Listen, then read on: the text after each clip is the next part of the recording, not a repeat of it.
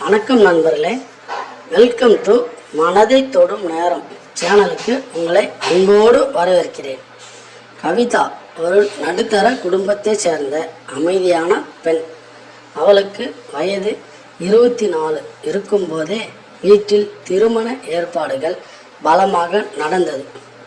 குடும்ப சூழ்நிலை மற்றும் அப்பாவின் கடன் சுமை காரணமாக அவளை வயதில் மூத்தவரான ரத்தினவேல் என்பவருக்கு அவளை திருமணம் செய்து வைக்க முடிவு செய்தார்கள். ரத்தினவேலுவிற்கு வயது 56 இருக்கும். ஊரில் பெரிய நிலச்சுவாரி, நல்ல வசதியானவர், நரைத்த முடியும், கம்பீரமான தோற்றமும் கொண்டவர். ஆரம்பத்தில் கவிதாவிற்கு இந்த திருமணத்தில் பெரிய அளவில் இஷ்டமில்லை என்றாலும் குடும்பத்திற்காக சம்மதித்தாள்.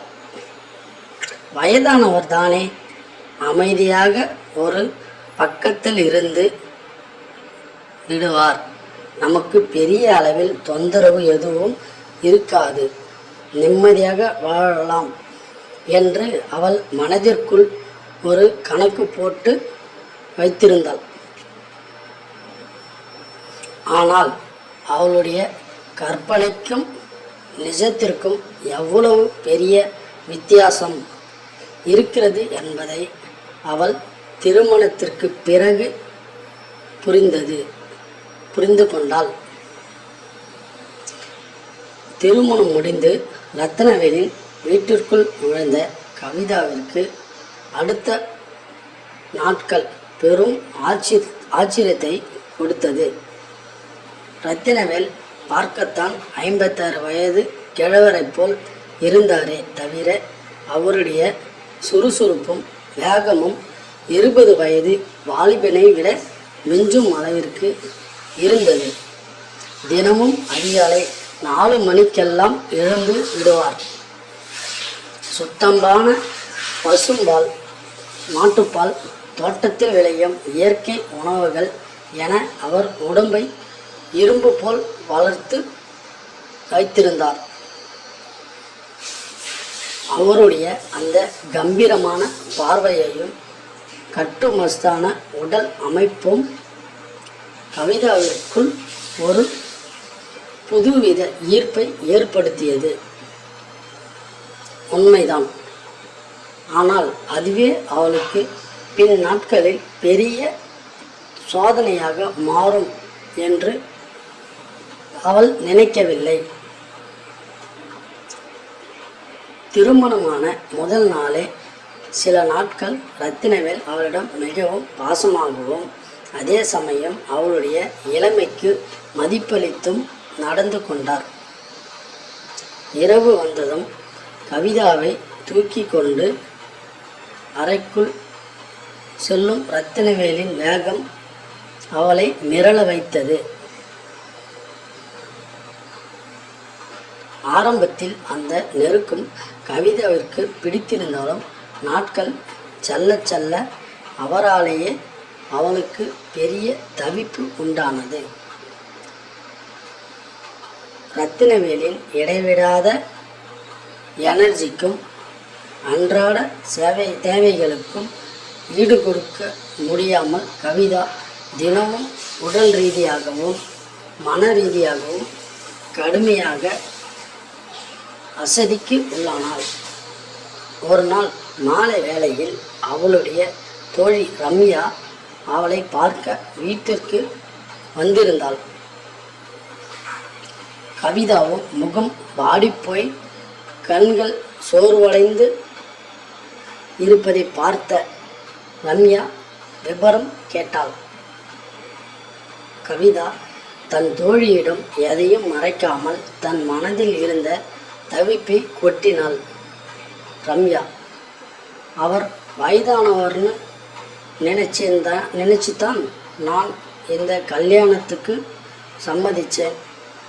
ஆனால் அவரோட சுறுசுறுப்புக்கும் வேகத்துக்கும் என்னால் ஈடு கொடுக்கவே முடியலடி. தினமும் ராத்திரி ஆயிட்டா போதும் எனக்குள் ஒரு பயம் வந்துடுது. விடிய விடிய அவருடைய அன்பை தாங்கிக்க முடியாமல் என் உடம்பே நொந்து போயிடுது என்று வேதனையோடு அவள் கூறினாள்.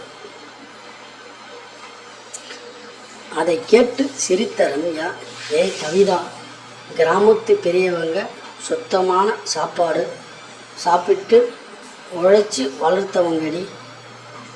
அவங்க உடம்புல இருக்கிற இரும்பு சத்து இப்போது இருக்கிற டவுன் பசங்க கிட்ட இருக்காது. நீ கொடுத்து வச்சபடி.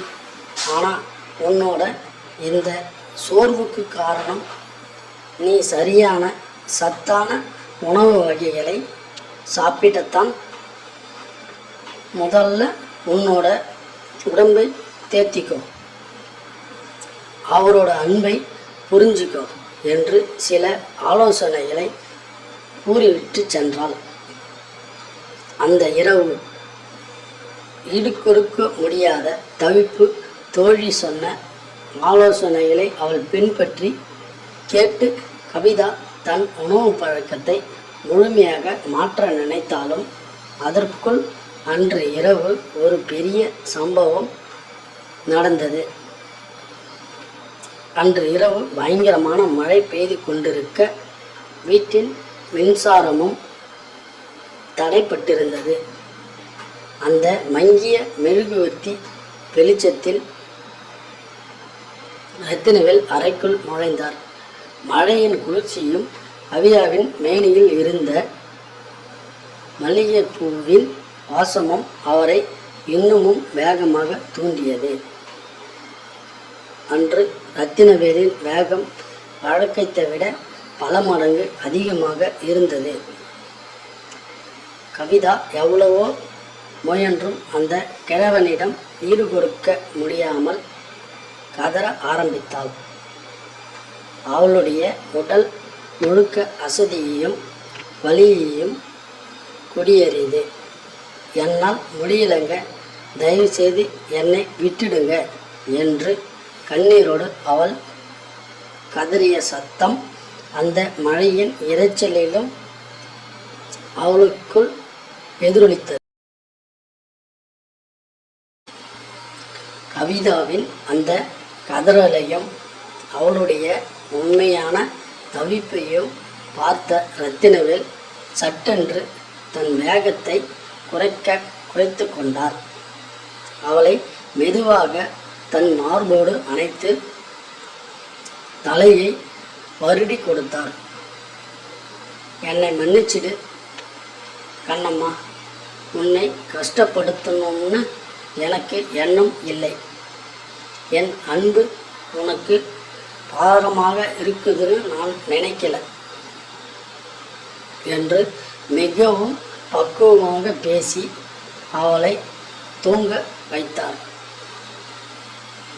அன்றுதான் கவிதாவிற்கு வயதானவர்களின் உண்மையான பாசம், மெச்சூர் அன்பு என்னவென்று புரிந்தது. அவர்கள் உடலளவில் மட்டுமல்ல, மனதளவிலும் எவ்வளவு பக்குவமானவர்கள் என்பதை அவள் உணர்ந்தாள். அதன் பிறகு அவள் ரத்தினவேலின் விருப்பங்களையும் அவருடைய வேகத்தையும் முழுமையாக புரிந்து கொண்டு அதற்கேற்ப தன் வாழ்க்கையை மாற்றி மகிழ்ச்சியாக மாற்றிக்கொண்டாள். இப்போது கவிதா எந்த ஒரு தவிப்பும் இல்லாமல் தன் கணவனின் அன்பில் முழுமையாக சந்தோஷத்தையும் அனுபவித்து வருகிறாள். இந்த வீடியோ உங்களுக்கு பிடித்திருந்தால் லைக் பண்ணுங்க. இது போன்ற சுவாரஸ்யமான கதைகளுக்கு நம்ம வீடியோவை என்னுடைய சேனலை சப்ஸ்கிரைப் பண்ணி வச்சுக்கோங்க. பக்கத்தில் இருக்கிற பெல் பட்டனை அழுத்திக்கிங்க. அப்போ தான் நம்ம போடுற ஒவ்வொரு வீடியோவும் உங்களுக்கு செல்ஃபோனில் வரும். பார்த்துக்குங்க. இது போன்ற சுவாரஸ்யமான மற்றொரு கதையில் சந்திக்கலாம். நன்றி, வணக்கம்.